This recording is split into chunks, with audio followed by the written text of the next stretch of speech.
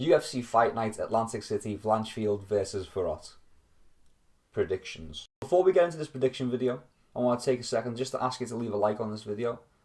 Please subscribe and ring the bell icon because I've got more banger videos coming your way. And if you want something a little less fight picky, you know, once you've made your picks, once you've put some money down, I don't know what you do with this information, you could take a look at some other videos. I've got a really cool video where I take all the martial arts and I put them in a tier list in order from sussiest to least sussy, and I think it's a pretty funny video. It's only 5 minutes of your time. I think you get a few laughs out of it. Back to the video. Angel Pacheco versus Colin Longren. Both fighters are coming off losses. Longren has been smashing heads in Cage Warriors, and Pacheco has been doing good in the smaller leagues too, in the smaller divisions outside of the UFC. But I think it's hard to get to the UFC. You have to put on some really good shows to get to the UFC if you're outside of the US. Sometimes it feels like if you wrestled in high school and have a social security number, you can just walk into the UFC. And it's diluting the talent pool. I think a lot of the time, when you get someone from outside the US, it's always a killer. You know, it's always someone really tough because they're just letting a bunch of Americans in. So for that reason, I'm picking Lundgren. I think he's just going to outclass him entirely. I'm picking Lundgren by TKO. Andre Petroski versus Jacob Malkoun. I'm going with Malkoun for this one. I know he's had a couple of losses, but realistically, one of them was for elbow and Cody Brundage in the back of the head. So does it really count as a loss? Petroski is good. I just think he's untested at this level.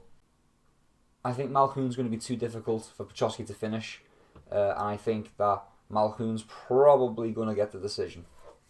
Melissa Gatto versus Victoria Dudakova, right? Hell yeah. Dudakova is levels above Gatto, in my opinion. Dudakova actually has an amateur career. She actually has some decent fights on there. I just don't see Gatto being the one to break a winning streak at the minute. So, I'm going Dudakova. Ibo or Ibo Aslan versus Aton Turkal? Why not? This is a tough call. I want to pick Aslan, but Turkal's recent losses have been on short notice or against pretty decent competition. However, I do think Aslan is an example of decent competition. I'm picking Aslan by TKO. I see some ground and pound in the future of the Pleasure Man. Conor Matthews versus Denis Buziceka. I'm picking Matthews. He's looking strong. He's consistent. Buziceka is, in my opinion, prone to making mistakes. I'm going to say Matthews gets the submission in round 2.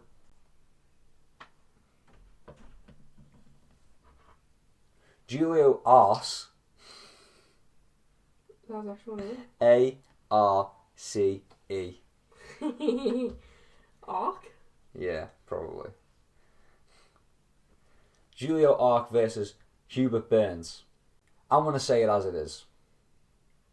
Burns has no gas tank. You get 4 minutes, 54 seconds of a fight out of him.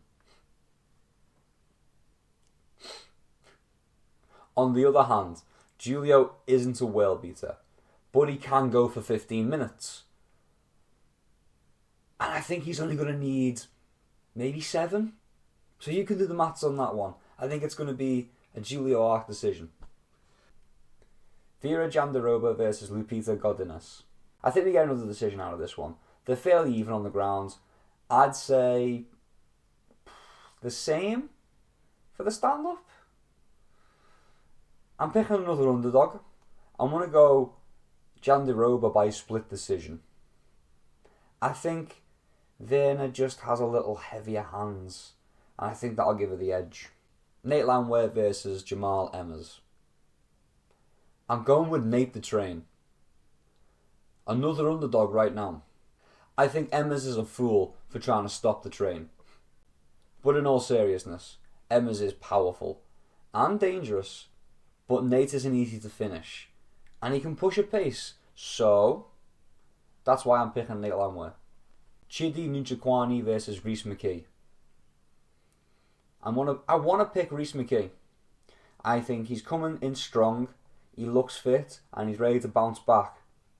Chidi is powerful and dangerous. But, despite that, McKee hasn't really been KO'd. Chidi is also 35 and on a 3-fight skid. So, this is probably do or die for him in this UFC career. But I'm going to pick Rhys McKee. I've talked myself into it. I think he's going to get the TKO. Honestly, I do. I think he's going to hurt him. Late round 2, early round 3. Bill Algeo versus Kyle Nelson. I'm picking Algeo. I like Nelson. I think he could even edge a decision. But he's definitely hittable. And his chin is suspect. He's been cracked before. I think Algeo puts a pace on Nelson, catches him good on the feet, sends him down to the ground, he follows him down there, gets some TKO, gets some ground and pound in there. I think it's going to be a TKO. Yeah, I think Algeo by TKO. Nursultan Ruzabayov versus Cedricus Dumas. The man who has a Z and a V in his name is probably going to wrestle to a decision victory. Maybe a ground and pound. I think a decision victory. Ruzabayev by unanimous decision.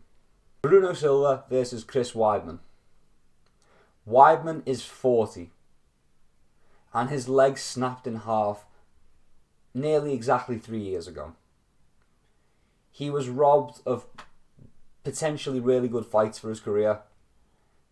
And it's sad. But let's be honest with ourselves. He wasn't exactly racking up a win streak before the leg snap. And it's not just the leg. But it's the psychology behind the leg. The thought of, whatever happens again, right? I know that's unlikely. But it was equally unlikely to happen both times it happened previously in Chris Weidman fights. Right? So that thought's got to be in the back of his mind. It's slim odds, but it's already happened twice in a Weidman fight. So why couldn't it happen again? Not saying it's logical, but this is MMA, and it doesn't make sense. So yeah. I think Bruno Silva's probably gonna sleep Weidman. I think he's going to knock him out cold. And I think Weidman should probably consider retirement. And if he doesn't, I think the UFC should cut him. I think he could do okay work as an analyst if they force him to do it full time. Vicente Luque versus Joaquin Buckley. It's a close one. I'm picking Luque. I think Buckley is a little too hittable. Has too many holes for such a technical fighter.